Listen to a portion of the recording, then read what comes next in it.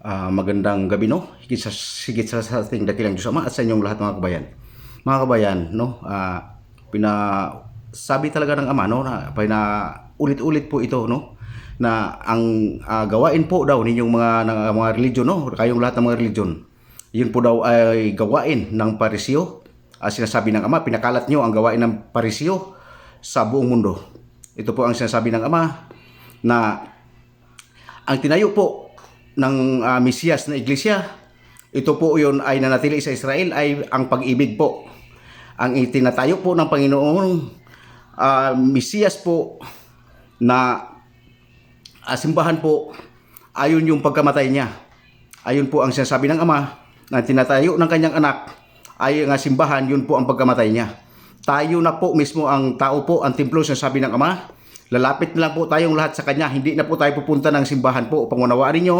Dahil po talagang ang simbahan po, ang sinasabi ng Ama, ay gawain po ito ng Pariseo, no? Hindi po ito gawain ng mga iglesia, no? Ito po ang sinasabi ng Ama. Hindi po ito gawain ng iglesia na itinayo ng Panginoong Mesiyas na sa Israel, no? Ito po ay gawain ng Pariseo. Ang gawain itong simbahan po, dahil po ang sinasabi ng Ama, tayo na po ang templo nung pagkamatay ni Panginoong Mesiyas. Yun po ang sinasabi ng Ama. Mismo tayo na po ang templo.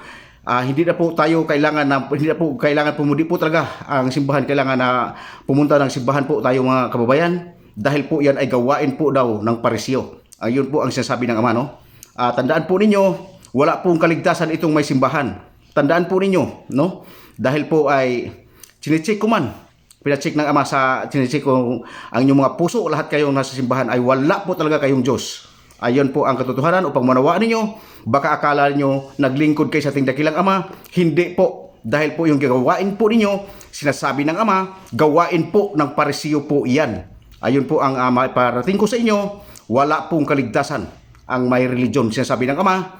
Dahil po ang bawat tao lumapit sa Kanya, manalangin sa loob ng kwarto, no? Ang bawat tao po, lahat ng tao na kumikilala sa dakilang Diyos Ama at kumikilala sa kanyang anak, tayo po ay doon po sa ating kwarto manalangin. Dahil po yung simbahan po yan, pinasabi ng Ama, ulitin ko po sa inyo, gawain po ng Pariseo po yan, pinakalat niyo sa buong mundo. Ayun po ang sinasabi ng Ama. Yun po ang may parating ko sa inyo, mga kababayan. Dahil po talagang hindi ko po talaga kailangan sabihin ito, mga kababayan. Ngunit tatlong araw na po ito na lagi po akong inaano ng Ama, no? Inuutosan na isasabihin sa inyo upang unawaan ninyo na ang iglesia po na itinayo ay ang pag-ibig po na natili sa Israel, at ang simbahan pong itinayo ng Panginoong Hesukristo, tayo na po lahat ng mga tao, no? Upang unawaan ninyo ito, tayo po lahat ng mga tao tinayo ni Kristong simbahan. Ano bang sinasabi niya? Anong humingi ng mga tao ng himala sa Israel? Ang sabi niya, gibain ko ang templong ito. Itatayo gibain niyo ang templo ito, itatayo ko sa loob ng 3 araw. Ayun na po ang templong tinayo ng Panginoong Mesiyas, sabi ng Ama. Ayun na po ang simbahan. Upang unawaan niyo po, no?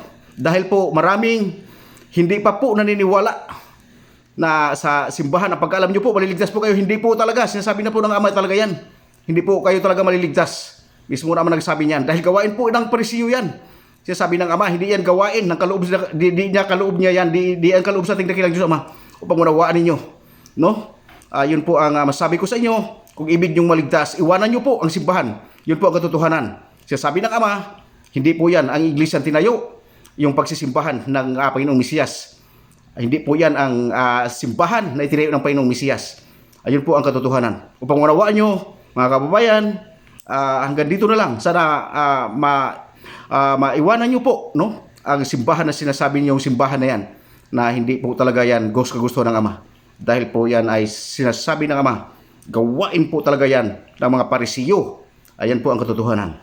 So, hanggang dito lang po, no? Magandang gabi po sa higit sa ating dakilang Diyos Ama, at magandang gabi po sa inyong lahat, mga kababayan. Sana maunawaan nyo po na ang pagsisimbahan ay hindi po nakakaligtas po yan, kundi po lumalapit lang po tayo sa ating dakilang Diyos Ama, sa ating manalangin tayo sa ating loob ng ating kwarto.